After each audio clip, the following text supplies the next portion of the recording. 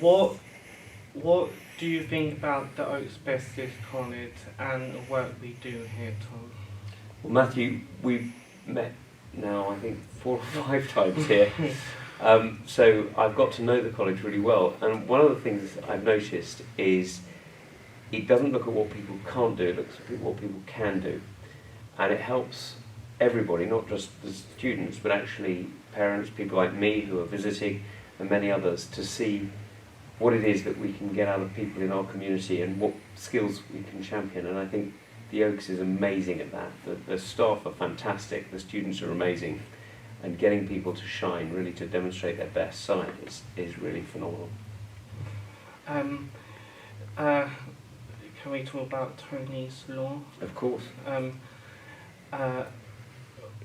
You did introduce it, Tony's Law in Parliament I think it was last year, I think. What is Tony like, and when you did met him?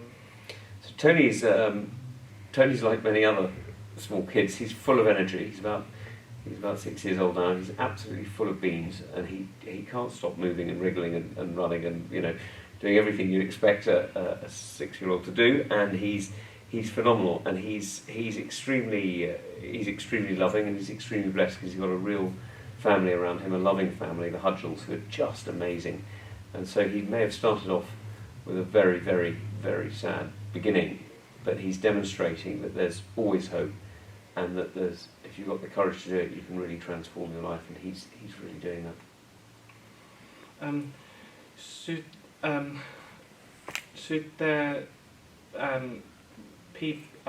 there people with disabilities should get jobs? How the government can help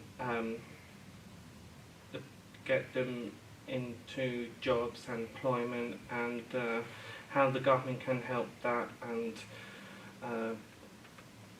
do more with disabilities and get them into employment and their career. Well, I think the main thing is not just about disabilities, but about everybody. It's education.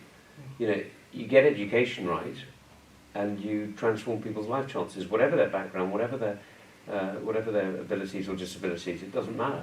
And I think the biggest thing that the government's doing is centres like this, like Oaks, which is amazing, and building the Hive is fantastic, and that's hugely important. Then there's other ways that we've got to encourage people to see what opportunities are available to them, and so help people apply for jobs. And we've been just listening to DPD's Inspire programme and hearing that companies can do so much too to make their offices, to make their opportunities more available, because actually the reality is we've got about 1 million jobs that need filling. We need huge amounts of workers in this country, because we've got so many things that people are doing, so many ideas people are having, so many opportunities people are creating. And what we need to do is to make sure that those opportunities are taken up by everyone in our society, people who come from every background, from every part of our country, including people from Oaks. What advice would you give me in my future career as a MP of Member of Parliament? So the first piece of advice I would give you is the same as I give everybody else, which is do something else first. So get some experience of something else first. I think in your case it might be journalism, but do something else first, so that you bring into Parliament not just the representation of your community, which is really important, but also the skill that you brought with you, whatever it is. I was a soldier. I think you're probably going to be a journalist, but maybe I'm wrong. Other people come from business, other people from medicine. People come from a whole series of different backgrounds. I think that's important.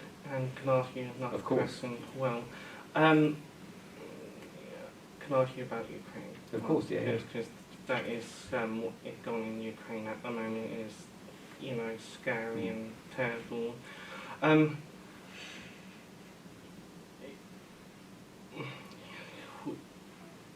We're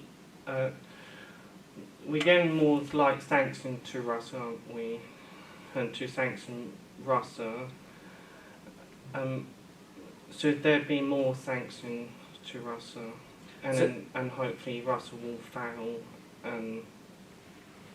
So we've done a lot of sanctions now, and there are more things that we can do, that's true. But the main thing we've got to do is we've got to support the Ukrainian people. And you're watching the news the same as me. You're seeing these attacks on schools, these attacks on hospitals that are absolutely horrific, and they are war crimes. And seeing them being carried out by a modern army in 2022 in Europe is just extraordinary and so sad and so depressing.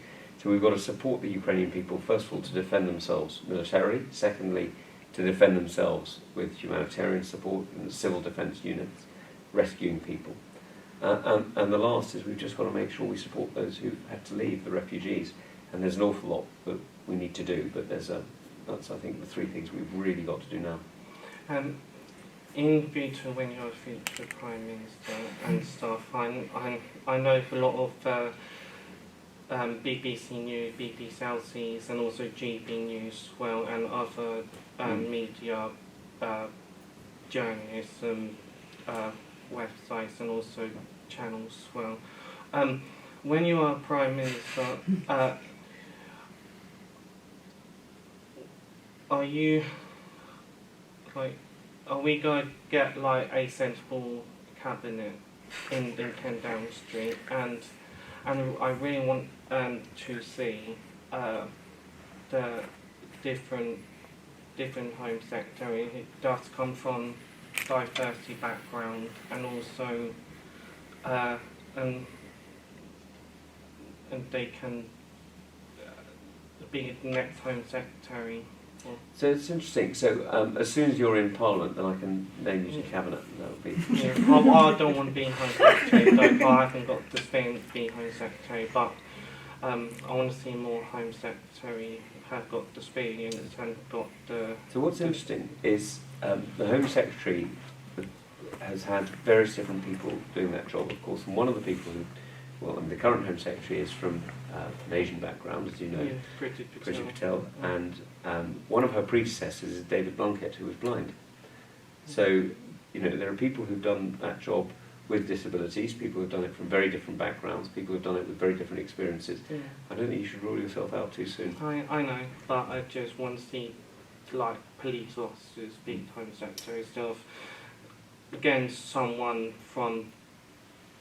Like, so that's interesting. So very often in our system we don't put people from that background into that job. Okay. I mean, at the moment the MOD actually does have 3 people who used to be soldiers in ministerial jobs, but normally it's not doctors who run the health service, it's not soldiers who run defence, because the professional skill is done by the civil servants or the doctors or whoever it is, and the politician is there to represent the people and the people's interests over the professionals, and that's why we have that slight difference.